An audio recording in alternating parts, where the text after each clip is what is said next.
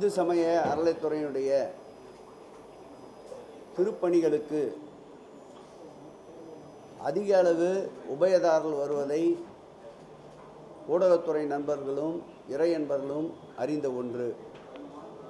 அந்த வகையில் இன்றைக்கு கருவேல் ஐயனார் திருக்கோயிலில் 12 கிலோ வெள்ளியை ஆனந்தகுமார் என்ற உபயதாரர் இன்றைக்கு இந்த திருக்கோயிலுக்கு உபயமாக வழங்கியிருக்கின்றார். இதேபோல் காளிகாம்பாள் திருக்கோயிலில் செய்யப்படுகின்ற வெள்ளித்தேருக்கு 210 கிலோ வெள்ளி உபயமாக தந்திருக்கின்றார்கள். நம்முடைய அந்த திருக்கோயிலுடைய காளிதாஸ் சிவாச்சாரியார் அவர்களும் மற்றும் அந்த திருக்கோயிலுடைய அறங்காவலர் உறுப்பினர்களும் அதை ஏற்பாடு செய்து தந்தார்கள். அதேபோல் நெல்லையப்பர் திருக்கோயிலுக்கு 91ஆம் ஆண்டு ஏற்பட்ட தீ விபத்தின் போது சிதலமடைந்த அந்த திருத்தேரை மாண்புமிகு தமிழக முதல்வர் கவனத்திற்கு கொண்டு வந்தவுடன் அதை புனரமைக்கின்ற பணி தொடங்கி இருக்கின்றது. சுமார் 33 ஆண்டுகளுக்கு பிறகு அந்த பணியை தற்போது மேற்கொண்டிருக்கின்றோம். அதற்கு 100 கிலோ வெள்ளியை சரவணா ஸ்டோர்ஸ் உபயதாரராக வழங்கியிருக்கின்றார்கள்.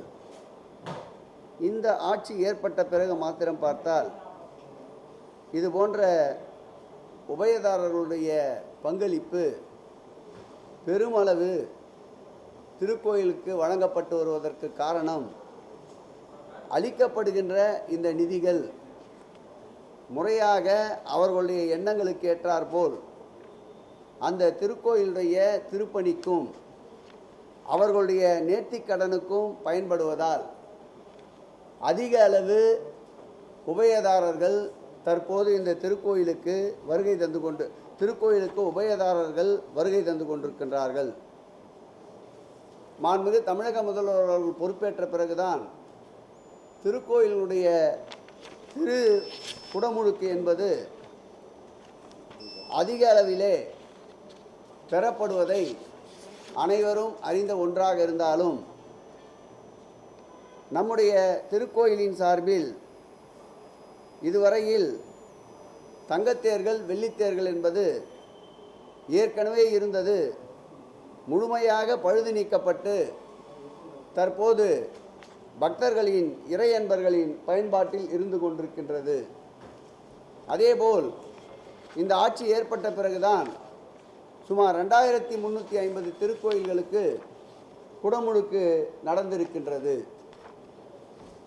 இன்னும் ஒரு சில நாட்களில் ஸ்ரீரங்கம் திருக்கோயிலுக்கு கூட 1 கோடி ரூபாய் மதிப்பீட்டில் வைரகிரீடம் உபயதாரர்களால் வழங்கப்பட இருக்கின்றது. இந்த ஆட்சி ஏற்பட்ட பிறகுதான் உபயதாரர்கள் நிதி என்று எடுத்துக்கொண்டால் சுமார் 1185 கோடி ரூபாய் அளவிற்கு உபயதாரர்கள் இந்த ஆட்சி வந்த பிறகு நிதியாக வழங்கியிருக்கின்றார்கள்.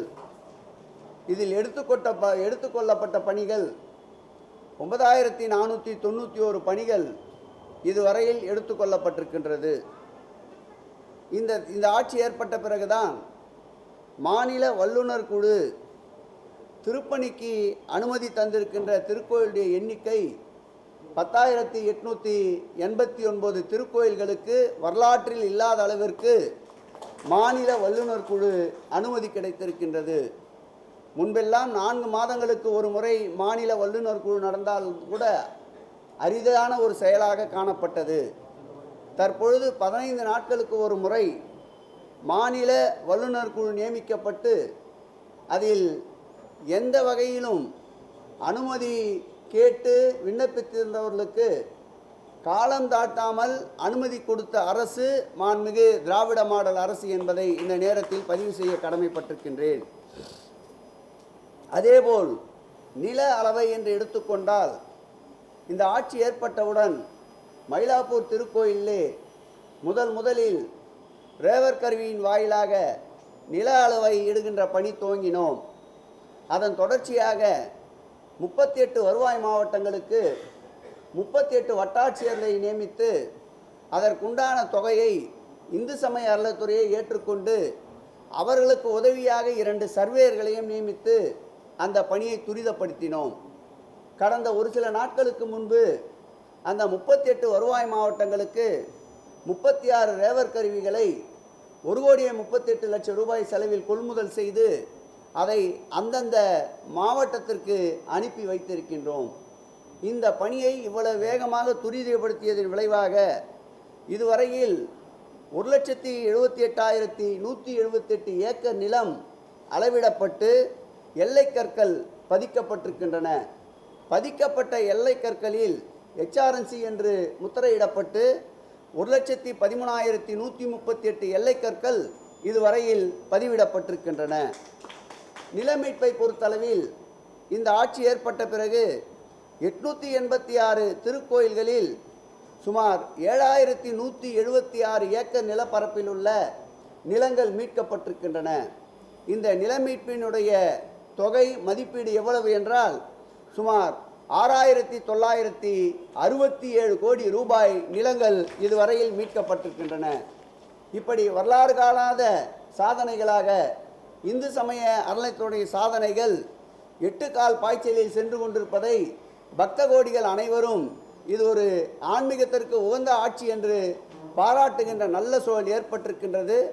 அதோடு மட்டுமல்லாமல் உபயதாரர்கள் அதேபோல் நிலுவையிலே இருக்கின்ற வாடகைகள் பயன்பாட்டில் இல்லாத இடங்களை குத்தகைக்கு விடுதல் என்று திருக்கோயிலுடைய வருமானங்களை பெருக்குகின்ற தங்க முதலீட்டு திட்டங்கள் போன்றவைகள் ஏற்படுத்தப்பட்டு அதிக அளவு திருக்கோயிலுக்கு வருமானத்தை ஈட்டி அந்த வருகின்ற வருமானத்தை பக்தர்களுடைய தேவைக்கும் திருக்கோயிலுடைய திருப்பணிக்கும் முழுமையாக அதிக அளவு 1959ஆம் ஆண்டு உருவாக்கப்பட்ட இந்த இந்து சமய அறநிலையத்துறையில் இந்த 3.5 ஆண்டு கால ஆட்சியில் செய்தது போல் எந்த சூழலும் இப்படி ஒரு சாதனை நடைபெற்றதில்லை என்று அனைவரும் போற்றத்தக்க வகையிலே இந்த துறை மகிழ்ச்சியோடு செயல்பட்டு கொண்டிருக்கிறது என்பதை தெரிவித்துக் கொள்கிறேன்.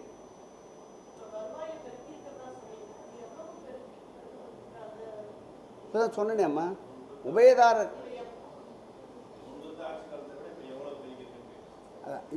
இந்த புள்ளி விவரங்கள் முழுமையான அளவு கையிலே இல்லாவிட்டாலும் உபயதாரர் நிதியை பொறுத்தளவில் நான் உங்களுக்கு ஏற்கனவே குறிப்பிட்டு கூறியிருந்தேன். 909 கோடி ரூபாய் அளவிற்கு உபயதாரர் நிதி வருகை தந்திருக்கின்றது.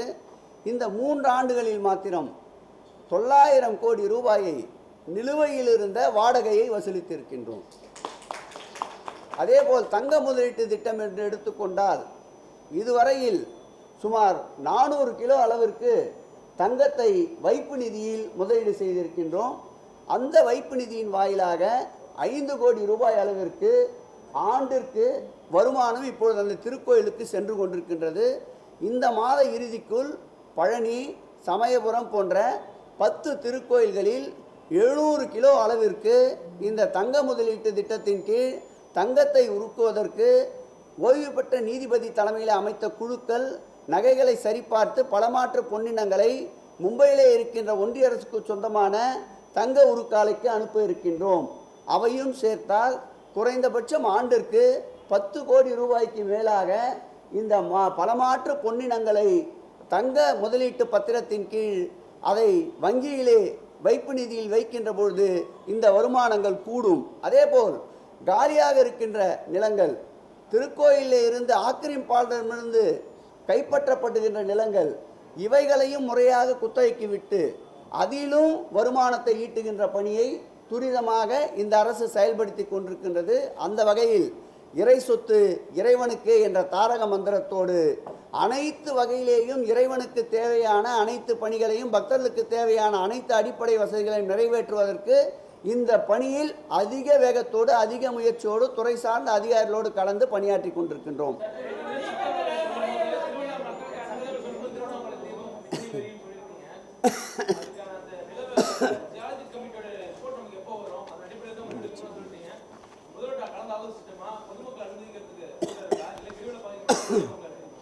ஏற்கனவே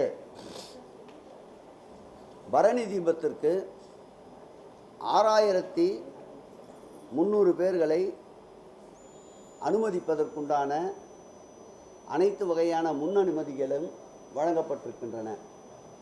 அதேபோல் மகாதீபத்திற்கு ஒரு 11,600 பேர்களை அனுமதிப்பதற்குண்டான அனைத்து பணிகளும் நடைபெற்று கொண்டிருக்கின்றன. தீபம் ஆரம்பிப்பதற்கு முன்பிருந்தே கடந்த மாதம் 18ஆம் தேதி நம்முடைய துணை முதலமைச்சர் அவர்கள் கிரிவலப்பாதை ஆய்வு செய்ததை நீங்கள் நன்றாக அறிவீர்கள்.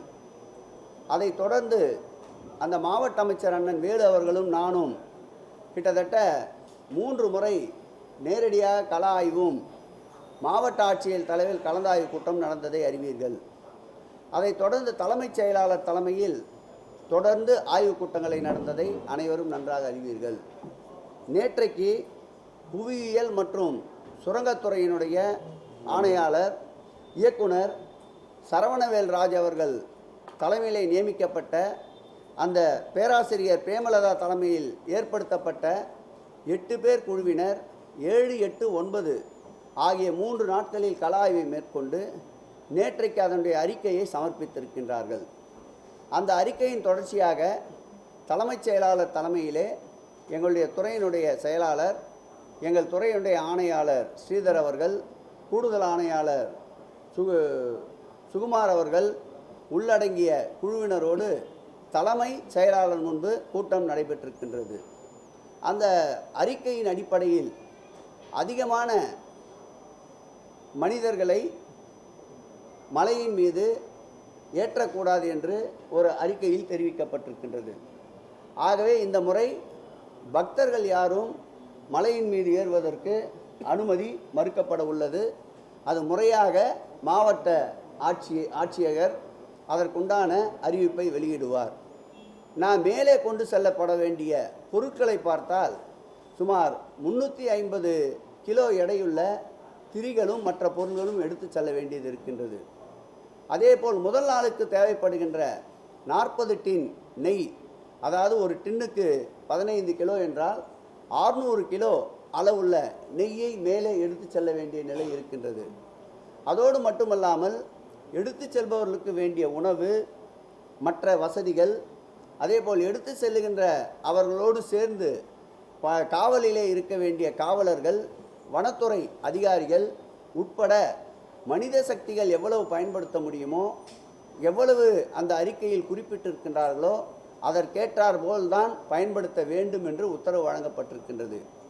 ஏற்கனவே இந்த தீபத்திற்காக 4500 கிலோ நெய் ஆவினிடமிருந்து கொள்முதல் செய்யப்பட்டிருக்கின்றது.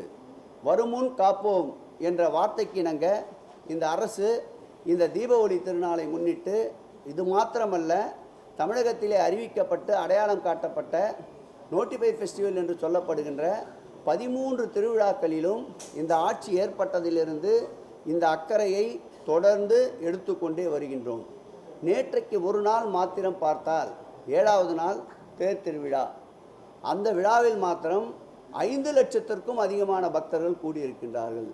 இப்படி நாளொரு மேனியும் பொழுதொரு வண்ணமாக இறை தரிசனத்திற்கு வருகின்ற பக்தர்களுடைய அளவு கூட கூட அவர்களுக்கு தேவைப்படுகின்ற அடிப்படை வசதிகளையும் மாண்புமிகு தமிழக முதலமைச்சர் அவர்கள் தன்னுடைய நேரடி கட்டுப்பாட்டிலே பல்வேறு கள ஆய்வுகள் மூலமாக தேவையான அளவிற்கு கூடுதல் வசதிகளை செய்து கொடுத்து கொண்டிருக்கின்றோம்.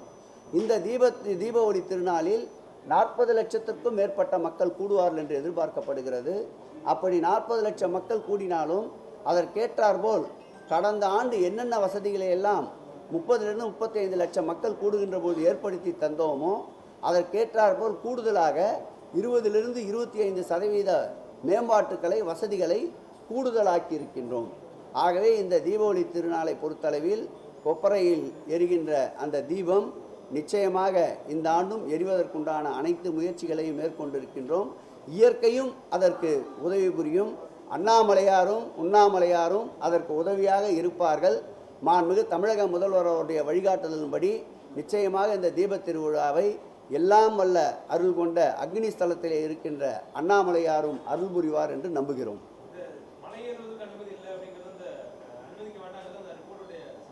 அதிகமான மனித சக்திகளை மக்களை மலையை பொறுத்தளவில் மக்கள் ஏறுவதற்கு நிச்சயமாக அனுமதிக்க மாட்டார்கள் என்பதுதான் அந்த அறிக்கையினுடைய தன்மை.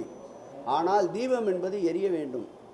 நம் முன்னோர்கள் தமிழ் சான்றோர்களால் ஏற்படுத்தப்பட்ட முறை அது. அதை எந்த நோக்கத்திலும் தடுக்கக்கூடாது என்பதற்காக, அதே நேரத்தில் விலைமதிப்பற்ற மனித உயிர்களை காப்பாற்ற வேண்டும் என்ற நோக்கத்தில் செயல்படுகின்ற இந்த திராவிட மாடல் அரசினுடைய முதலமைச்சர் அவர்கள் அதையும் கருத்தில் கொண்டு நடவடிக்கை எடுக்க சொல்லியிருக்கின்றார். ஆகவே தான் இதற்கு அதிக முக்கியத்துவம் கொடுத்து, அரசியல் பணிகள் நிறைய இருந்தாலும் இதை ஒரு தலையாய பணியாக நினைத்து ஒவ்வொரு ஒரு மணி நேரத்திற்கும் இது குறித்த நிலையை மாண்புமிகு முதலமைச்சர் அவர்கள் கேட்டுக்கொண்டே இருக்கின்றார். அது குறித்த அறிவுரைகளையும் வழங்கி கொண்டே இருக்கின்றார். எவ்வளவு குறைவான மக்கள் சென்று எந்த விதமான பாதிப்பும் இல்லாமல் இருக்குமோ அதற்கேற்றாற்போல் நடவடிக்கை எடுத்து தீபத் திருநாளில் தீப ஒளி வீசுவதை பக்தர்கள் காண்பதற்குண்டான அனைத்து முயற்சிகளையும் இயற்கை நம்முடைய இறைவனர்களால் மாண்புமிகு தமிழக முதல்வர் வழிகாட்டுதல் படி நிச்சயம் ஏற்படுத்துவதற்குண்டான அனைத்து முயற்சிகளையும் மேற்கொள்வோம்.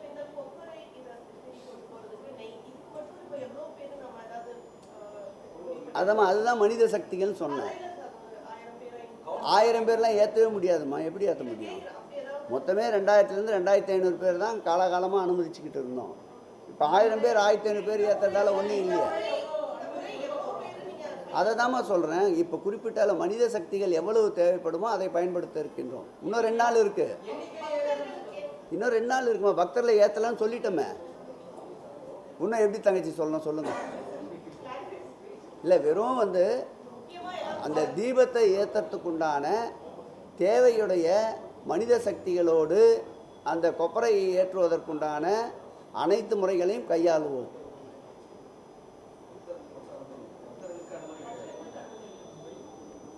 எவ்வளவு மனித சக்திகளை அனுமதிக்க முடியுமோ அதோடு நிறுத்திக்கிறோம். இல்லை, நல்ல விஷயம்தான் இது. ஏன்னா தேவையில்லாத தம்பி, இல்லை தம்பி, ஒரு நிமிஷம். ஒரு சில ப்ரெஸ் மீட்டில் நம்ம சொல்கிற பதிலே எதிர்வினை ஆற்றக்கூடாது.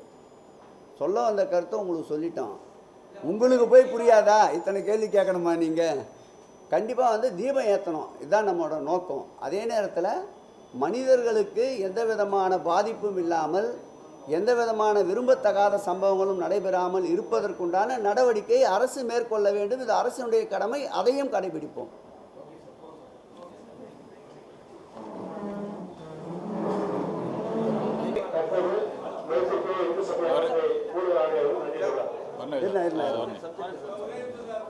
கொஸ்டின் பண்ணுங்க.